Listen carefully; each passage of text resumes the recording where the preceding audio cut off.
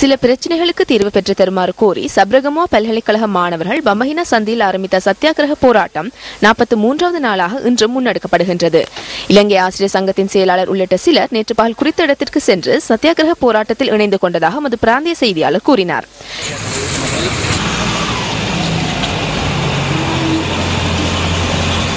இதேவேளை அண்மையில் மாணவர்களின் கூடாரம் மீது மேற்கொள்ளப்பட்ட தாக்குதலில் காயமடைந்த மாணவர்களுள் ஒருவர் தொடர்ந்தும் பலாங்குடை ஆதார வைத்தியசாலையில் சிகிச்சை பெற்று வருகின்றார். இனம் காணப்படாத 15 சந்தேக நபர்கள் இருந்துள்ளதாக எமக்கு பதிவாகியுள்ளது.